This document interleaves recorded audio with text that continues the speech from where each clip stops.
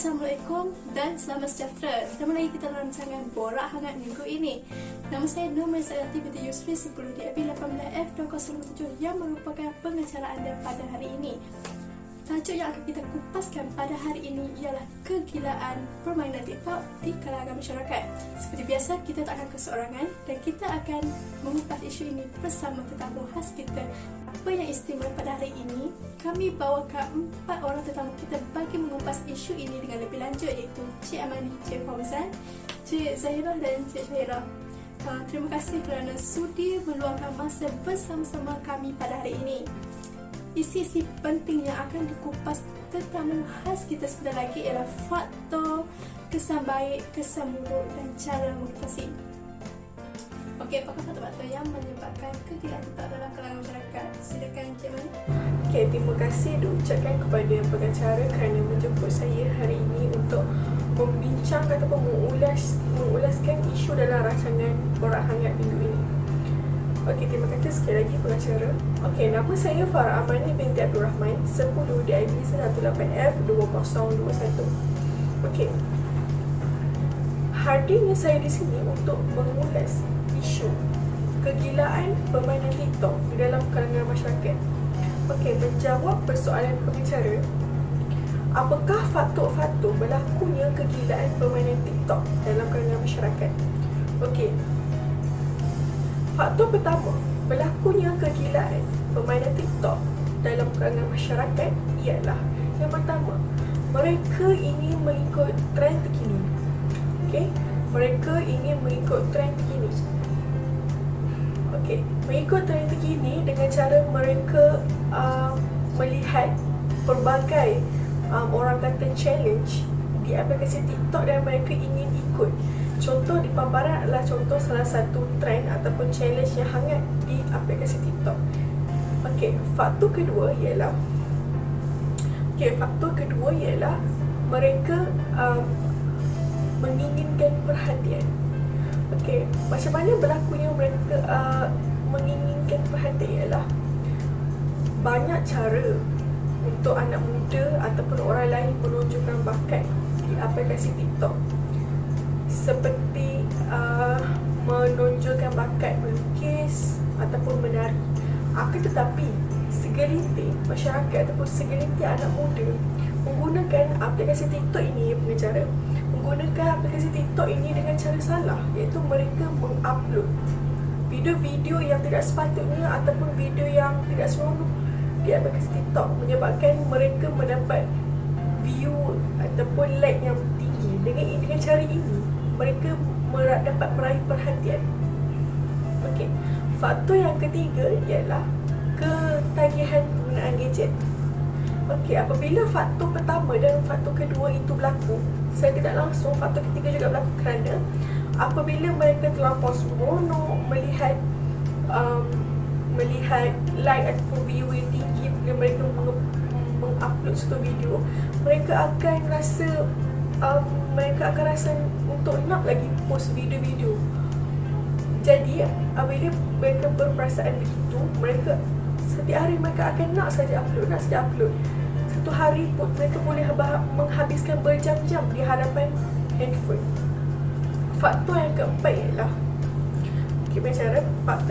ialah untuk menghilangkan rasa bosan dan mengisi masa lapang. Okey, menghilangkan rasa bosan dan mengisi masa lapang ini ialah dengan mereka menonton video-video yang lucu, video-video yang menarik di aplikasi TikTok untuk menghilangkan rasa bosan.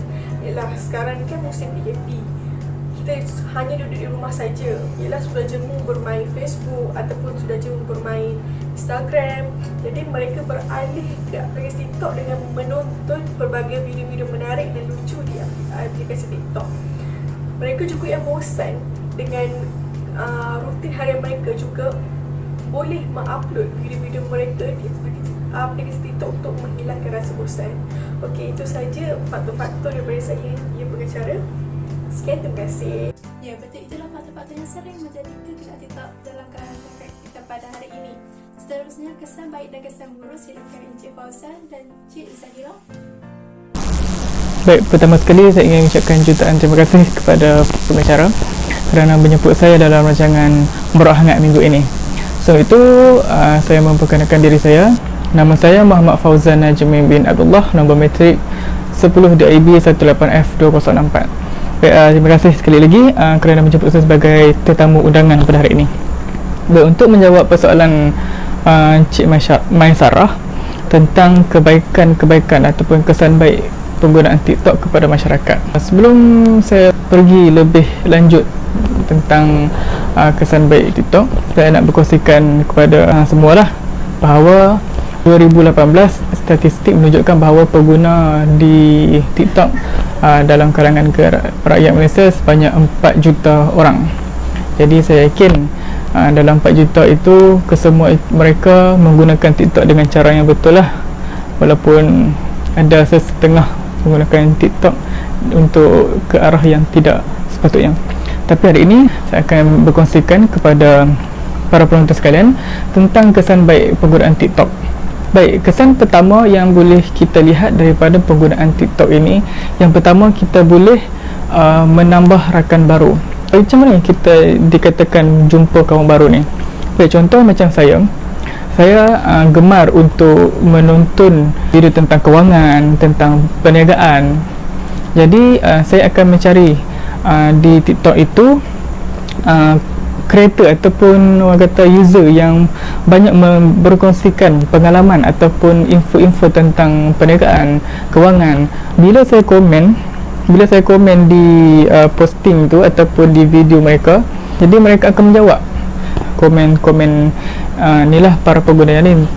Jadi secara tidak langsung kita akan mendapat kawan baru. Okey, sebabnya kita mempunyai minat yang sama. Jadi bila kita mempunyai minat yang sama, insya-Allah kita akan dapat menjadi ataupun dapat menambahkan lagi kenalan baru. Selain kita boleh menambah kenalan baru, TikTok juga boleh dijadikan sebagai platform untuk kita menambah baik communication skill kita. Macam mana yang dikatakan menambah communication skill kita? Okey, untuk para pengguna yang aktif menggunakan TikTok, mereka gemar untuk bercakap di hadapan kamera. Jadi mereka akan lebih yakin untuk berinteraksi di hadapan kamera. Okey, untuk membuat konten. Contoh, dia boleh bernyanyi, dia boleh berlakon, ataupun kita boleh membuat satu video yang menarik perhatian orang ramai. Jadi di situ secara tidak langsung dia akan menambahkan lagi lah communication skill kita. Kita boleh membuat live atau duet live itu bersama dengan pengguna yang lain. Jadi itu akan menambahkan lagi communication skill kita dan juga keyakinan kita untuk bercakap dengan stranger ataupun orang luar. Baik, kesan lain yang dapat saya kongsikan iaitu kita akan memperoleh pelbagai ilmu yang bermanfaat daripada TikTok. Contoh saya ambil mungkin Cik Maisarah juga kenal Irfan Khairi. Mana Irfan Khairi adalah seorang usahawan yang berada di Dubai sekarang. Dia telah menjalankan perniagaan di sana, berasal dari Malaysia. Okey, beliau sering berkongsikan tips perniagaan, tips untuk lifestyle dia. Dia selalu berkongsikan kehidupan dia di Dubai. Jadi secara tidak langsung kita boleh belajar tentang perniagaan dan juga kita boleh mengetahui berita-berita semasa daripada Dubai contohnya. Kesan lain yang boleh saya kongsikan kepada para penonton sekalian iaitu melalui TikTok juga bagi peniaga-peniaga kecil, mereka boleh menjana pendapatan dengan cara mempromosikan barang-barangan mereka di TikTok. Baik, kesan lain yang boleh saya kongsikan kepada para penonton sekalian adalah aplikasi TikTok ini dapat dijadikan sebagai medium dakwah. Pada zaman kini dakwah ni kita bukan macam face to face saja di masjid saja kita menyampaikan dakwah. Di media sosial juga boleh. Sebab apa? Sebab sekarang kita tengok zaman pandemik. Tambah sekarang zaman pandemik, PKP, masjid ditutup, ada juga tazkirah bulanan tidak dapat dijalankan. Maka kita harus mengambil kesempatan ini untuk menggunakan aplikasi TikTok untuk menyampaikan dakwah. Contohnya saya ambil Ustaz Abdul Khairi. dalam akaun TikTok beliau sering memaknai tentang tazkirah dan juga dakwah ataupun pesanan yang ringkas lah dalam bentuk video. Jadi itu sajalah perkongsian saya tentang kesan-kesan baik penggunaan TikTok kepada masyarakat. Jadi saya harap semua rakyat Malaysia berwaspada dalam menggunakan aplikasi TikTok ataupun media sosial lain. Jika kita mahu menyebarkan satu berita ataupun maklumat, pastikan berita itu sahih. Ya, jangan kita menyebarkan berita itu seperti menyebar fitnah. Jadi cadangan saya, rakyat Malaysia menggunakan aplikasi ini dengan penuh berhemah. Jadi sekian daripada saya. Assalamualaikum. Terima kasih. Okey, Assalamualaikum warahmatullahi wabarakatuh. Nama saya Nur Zahira binti Muhammad Setaran. Nombor metrik 10 DIB 18F2031. Saya dari kelas DIB 5B. Okey, terima kasih kepada Encik Maisara Izzati atas kata aluan tersebut. Assalamualaikum warahmatullahi wabarakatuh. Nama saya Nur Zahira binti Muhammad Sentaran yang akan menceritakan lebih terperinci berkaitan dengan kesan negatif penggunaan aplikasi TikTok. Okey, jadi kesan negatif penggunaan aplikasi TikTok ini akan menjadikan seseorang itu ketagihan dalam penggunaan gadget.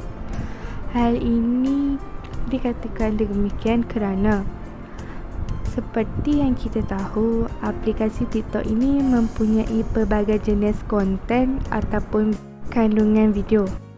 Contohnya cara memasak, cara tata rias, ceramah agama, cara bermain permainan dalam talian seperti PUBG Mobile dan sebagainya. Ketagihan penggunaan gadget ini boleh menyebabkan seseorang itu banyak menghabiskan masa mereka dengan gadget sehingga tidak mempedulikan keadaan sekeliling serta kurang melakukan aktiviti luar.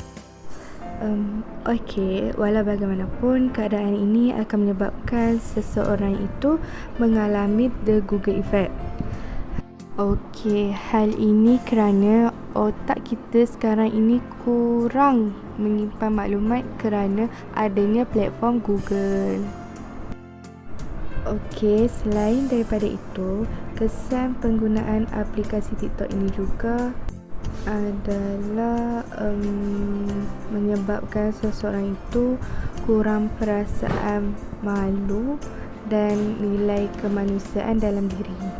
Okey, hal ini dikatakan demikian kerana seperti yang kita tahu, dalam TikTok ini terdapat pelbagai jenis ragam manusia dan segelintir daripada mereka iaitu golongan wanita ada yang menari dalam keadaan terkinja-kinja, malah ada yang segelintir lain yang mempamerkan aurat mereka tanpa perasaan malu hanya untuk mendapatkan sejumlah like daripada orang awam. Okey, akhir sekali bagi saya, kesan negatif penggunaan aplikasi TikTok ini akan meningkatkan kes pedofilia di negara Malaysia ini. Okey, pedofilia ini merupakan satu orientasi seksual di mana seseorang ini mempunyai nafsu terhadap kanak-kanak berusia 13 tahun ke bawah. Okey, seperti yang kita tahu, di TikTok ramai ibu bapa yang merakam gelagat comel anak-anak mereka lalu memuat naikkan video tersebut di media sosial yang ditontoni oleh orang ramai, tidak kira sama ada oleh rakan yang dikenali atau yang tidak dikenali. Bahkan ada juga kanak-kanak yang mahir dalam penggunaan aplikasi ini atau mahir dalam penggunaan gadget yang memuat naik sendiri video mereka di TikTok. Oleh hal yang sedemikian, video seperti ini dapat meningkatkan kes pedofilia di negara kita, bahkan dapat membahayakan keselamatan kanak-kanak. Okey, itu sahaja daripada saya. Sekian, terima kasih. Dan cara mengatasi, silakan Cik Syahira. Bismillahirrahmanirrahim. Assalamualaikum warahmatullahi wabarakatuh. Nama saya Nasyara binti Rizal, nombor metrik 10 DAB 18F2047. Sebelum tu saya nak mengucapkan terima kasih kerana menjemput saya di rancangan Borak Hangat minggu ini. Sambung mengenai tajuk kita bincangkan tadi, bagaimana cara untuk mengatasi isu TikTok pada zaman sekarang. Sebenarnya banyak langkah yang boleh mengatasi masalah tersebut. Antaranya ialah yang akan saya terangkan ialah pertama, menghadkan masa bermain aplikasi TikTok. Yang kedua, mencari hobi yang baru. Dan yang ketiga, meluangkan masa dengan orang yang terdekat. Okey, cara yang pertama ialah menghadkan masa bermain aplikasi TikTok. Contohnya, bermain TikTok hanya selama 1 jam sahaja sehari. Apabila kita menghadkan masa, kita juga dapat menumpukan lebih perhatian kepada pembelajaran. Disiplin dan komitmen yang tinggi sangat diperlukan di dalam diri kita sendiri. Seterusnya, cubalah mencari hobi yang baru. Seelok-eloknya hobi yang tidak melibatkan sebarang gadget. Sibukkan diri dengan aktiviti yang lebih berfaedah seperti beriadah ataupun bercucuk tanam. Ia bukan saja dapat mengisi masa laman kita, tetapi badan kita juga akan lebih cergas dan juga sihat. Badan kita akan berasa lemau dan kurang bermain sekiranya kita lebih banyak melihat skrin telefon dan boleh mudaratkan badan kita sendiri. Selain itu, cuba meluangkan masa lapang dengan ahli keluarga ataupun kawan rapat kita sendiri. Contohnya, keluar bersama-sama ahli keluarga ataupun kawan rapat dengan pergi bersiasat ke pusat membeli belah ataupun melakukan aktiviti yang berfaedah bersama-sama. Selain dapat meluangkan bersama ahli keluarga dan kawan-kawan, kita juga boleh merapatkan lagi hubungan silaturahim sesama manusia. Sekian saja daripada saya. Akhir kata, pucuk pangkalnya semua terpulang kepada individu itu sendiri untuk menggunakan aplikasi TikTok ini ke jalan yang baik ataupun sebaliknya. Semoga apa yang saya kongsikan ini dapat memberi manfaat kepada kita semua, insya-Allah. Dan mana yang baik itu datang daripada Allah Subhanahu Wa Taala dan yang buruk itu datang daripada diri saya sendiri. Sekian, terima kasih. Terima kasih pengacara. Okey, apa yang boleh saya ulas ataupun apa pengajaran yang boleh kita perolehi daripada isu yang kami utarakan hari ini ialah tidak kiralah sama ada anda seorang pemilik akaun TikTok ataupun sebagai pelayar saja, kita haruslah menggunakan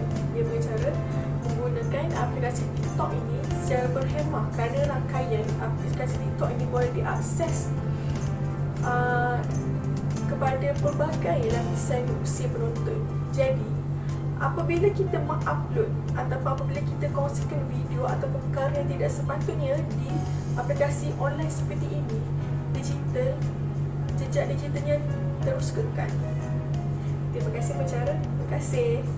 Setelah mendengar ulasan daripada tetamu khas kita sebentar tadi, jadi kesimpulannya, aplikasi TikTok memang dibuat sebagai media hiburan baik kepada pengguna maupun sebagai pelayar TikTok. Platform ini bagus untuk melatih kreativiti para pengguna sehingga boleh menjadi online content creator, tetapi akan menjadi tidak baik jika bermain TikTok untuk mengajar viral dengan segala cara termasuk tarian yang tidak senonoh bagi perempuan dan kegiatan kurang beradab yang lain. Pada pendapat kami, aplikasi TikTok bukan sekadar aplikasi untuk pengguna berhibur, tetapi terdapat manfaat lain yang boleh dilakukan melalui aplikasi TikTok dari segi pendidikan, perniagaan, melancong kehidupan, nasihat kewangan dan banyak lagi. Rupa-rupanya memang terdapat pelbagai konten atau kandungan yang bukan sahaja berhibur tetapi juga boleh menambah ilmu pengetahuan kita. Sekian sahaja tajuk kupasan kita pada minggu ini. Terima kasih sekali lagi kepada tetamu kita yang sudi hadir dan meluangkan masa bersama-sama kita dalam berbual ini. Dan jumpa lagi pada episod yang akan datang.